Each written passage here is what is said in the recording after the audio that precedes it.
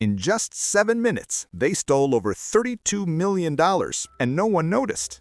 Will and Danny pull up to the downtown bank in a stolen work van. They walk into the bank through the side entrance, pretending to be maintenance workers. Another gang is waiting, ready for the same score. Outside, Officer Zach parks his patrol car across the street. He checks his reflection in the window, smiles nervously, and walks inside the same bank. Not to stop a robbery, but to say hi to the girl he likes. He had no clue that behind the counters, men with guns are getting ready to strike. Zach approaches the teller, the girl smiles, and at that same second, Zach turns, stunned, caught in the middle. Inside the bank, the tension keeps climbing. Danny's crew starts stuffing duffel bags with stacks of cash, their movements fast and messy. Will's breathing heavily, trying to keep calm, but the sound of alarms and shouting makes it impossible to think. Outside, Zach's partner, who's been waiting in the patrol car, starts getting suspicious. He notices strange movement inside the bank. He calls for backup.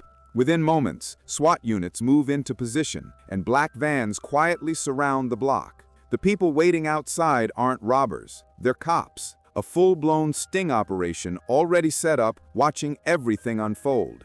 Before anyone can react, one of Danny's crew members panics. He tries to run out through the wrong exit, thinking he can escape with the money. The second he steps outside, he's gunned down instantly. Danny's men try to fight back, but one by one, they're taken out, trapped inside their own plan. Then, through the chaos, Zach, he tries to raise his Danny's gun. In the confusion, as everything moves too fast, Will fires. The shot hit Zach. Silence. For a moment, everything stops. Even Danny looks stunned. Guilt hits Will like a wave. He just wanted to save his wife. Danny grabs him. They hide behind broken furniture, catching their breath. Zach's partner, who looks closer, he sees Zach lying on the floor, bleeding. He yells for an ambulance. Moments later, the ambulance screeches up to the bank entrance. Paramedics rush inside. Among them, Cam, the calm and dedicated paramedic. She kneels beside Zach, her hands steady, her focus only on saving his life. Danny and Will see the flashing red and blue lights of the ambulance and realize it's their only way out. As the ambulance roars out of the crime scene, Danny grips his gun tight, shouting at Cam. The ambulance screeches out of the bank's back alley, sirens still echoing behind them. Inside, chaos. Zach's bleeding out. Cam's hands are shaking as she tries to stop it. As they approach the main exit gate, a police convoy blocks the road. Officers stand ready with rifles, scanning every vehicle leaving the area. Will takes a deep breath and flips the siren on, trying to look calm. The officer walks up to the driver's window, leaning in, and asks to Will, "Where are you coming from?" Will forces a shaky smile. "We've got an officer down. We're taking him to the hospital." The cop nods, but something doesn't sit right. He steps back and moves toward the rear doors. Inside, Danny instantly senses danger. He grabs Cam, presses the gun to her side, and whispers, "Don't do anything stupid. Just act normal." She opens it slightly, showing Zach lying there, covered in blood. The cop looks at her, then at Zach, and finally waves him through. Go, get him there now." Will doesn't waste a second. The ambulance speeds off into the open road. For a few minutes, it feels like they might actually make it. Sirens explode across the city. Every street camera, every patrol car starts scanning. Helicopters lift off from the LAPD base, their spotlights slicing through the skyline. Danny sees it all happening on the news broadcast playing inside the vehicle. Will keeps driving, turning sharply down a side street, trying to disappear. The city's on fire with sirens. Every cop car in Los Angeles is on their tail, and the helicopter above never loses them for a second. Cam grips the seat, terrified, while Will's trying to keep the ambulance steady through narrow streets and traffic jam. Danny pulls out his phone. Will asks, "Who are you calling?" Danny says a local gangster named Poppy, a man with serious firepower and a small private crew. Danny cuts straight to the point. "Poppy, I need help." Danny offers him $6 million, and Poppy agrees. Dozens of police cars follow close, the helicopter spotlight fixed on the white ambulance. Will's sweating, gripping the wheel, trying to stay one step ahead. Finally, they reach it, a stretch of concrete beneath the bridge, hidden from the main road. And waiting there are 3 identical ambulances. Each one is running, headlights on, engines humming. Poppy's crew works fast. They only have minutes before the police close in.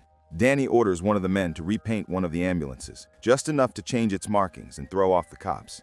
The plan is simple. 3 ambulances, 3 directions. The cops won't know which one to follow. The first ambulance, driven by one of Danny's old crew members, heads straight toward the East Freeway. The second ambulance, carrying Poppy's son and 2 of his men, speeds south. And the third, freshly painted, carries the real fugitives, Danny, Will, and Cam, with Zach barely holding on in the back. As they scatter across the city, the police and helicopters go into chaos. From above, all three look the same, white vans with flashing lights weaving through traffic at top speed. Units split up, each chasing a different target. For a few minutes, it works. The cops chase the wrong vehicles, unsure who's inside which one. Then, the first ambulance, driven by Danny's old crew member, speeds down the freeway with police units closing in fast. From the sky, helicopters track it, believing they've found the real suspects. The driver, nervous and sweating, tries to stick to the plan. But then everything changes. The second ambulance, the one with Poppy's son, gets cornered near an intersection. Police cars surrounded, guns drawn. Before anyone can react, a massive explosion rips through the street. The blast sends cars flying, windows shattering, and officers thrown off their feet. Flames engulf the vehicle. It's gone in seconds. The blast takes out several police cars, injuring officers and leaving the street in chaos. From a distance, Zach's partner spots Poppy's son. He runs toward him, gun in hand. Out of the wreckage, he fires, ending it instantly. After hours of running through the city, the ambulance finally slows down. Danny tells Will to take a turn off the main road, straight into a quiet industrial zone. It's Poppy's territory. They pull into a large garage, surrounded by armed men. Danny tries to play it calm. He opens one of the money bags and pushes it toward Poppy. "Half," he says, just like we agreed. But Poppy doesn't even look at the cash. He's still thinking about the explosion, about his son. His men stand behind him, weapons ready. The atmosphere turns heavy. Danny keeps talking, trying to act normal, pretending like nothing happened. But everyone can feel it. Something's off. Then, one of Poppy's men notices movement inside the ambulance. He peers through the window and sees Zach, the injured police officer. He shouts, "There's a cop in there!" Instantly, Poppy's calm disappears. His anger erupts. He storms up to Danny yelling that he brought the cops to his doorstep. Danny tries to explain he's dying, he's not a threat. But Poppy doesn't care. He says, "You go without the cop and that girl, or none of you leave here alive." Danny agrees. He knows they can't fight an army. But Will says, "We're not leaving them." The argument explodes between the brothers. Danny's trying to keep control, but Will won't back down. He refuses to abandon the paramedic who risked everything or the cop whose life is in their hands. Poppy gets impatient. He signals his men to aim. The tension breaks. Will lunges first, trying to protect Cam. Danny grabs his gun. Within seconds, the entire garage erupts into gunfire. Bullets fly in every direction, sparks, shouts, chaos.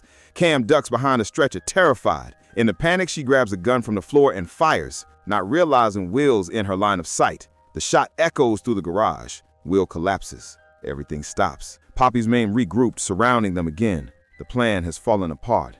The safe house has become a war zone. Gunfire fades behind him. Danny's limping, blood running down his arm. Will's barely conscious, his hand pressed to his stomach where Cam accidentally shot him. Somehow, through the smoke and chaos, Danny gets them all back into the ambulance. The engine roars to life one last time. They tear out of Poppy's territory, leaving the burning warehouse behind. For a few minutes, the streets are empty. The city feels quiet again, but not for long. The ambulance speeds through downtown straight toward the nearest hospital. But as they turn a corner, the entire road ahead floods with police cars. SWAT trucks line the street, snipers on rooftops. The chase is over. Danny knows it. Will knows it. Inside the ambulance is quiet, except for the sirens outside. Will looks weak, his eyes half closed. He turns to Cam and whispers, "Can you help me?" Cam nods softly. "Yes." Will struggles to reach into a blood-soaked bag beside him, pulling out a bundle of cash. His voice trembles, but he manages to say, "Give this to my wife. Tell her I did everything for her." Cam holds his hand tight, tears welling in her eyes. Outside, the police surround the ambulance. Over the megaphone, an officer yells for them to surrender. Danny looks at his brother one last time. The same boy he grew up with, the same man he dragged into this mess. He knows what's coming. A single shot cracks the air. A sniper's bullet hits Danny in the chest. He collapses, slumping against the door, eyes wide but empty. Cam screams. Will tries to move, but he can't. Moments later, SWAT pulls them out. Cam first, then Will, still bleeding, but alive. The police take Will into custody, but not roughly. Even they can see this man wasn't the monster. Later at the hospital, Cam walks down a quiet hallway holding the cash bundle Will gave her. She finds Will's wife waiting, tired, confused, holding their baby. Cam silently hands her the money. No words, just a small nod, a promise kept. As she walks away, police sirens fade outside the hospital window. The nightmare is finally over. But for everyone involved, the scars remain. For more cinematic, deep dive explanations of movies, subscribe to Cinebreaks.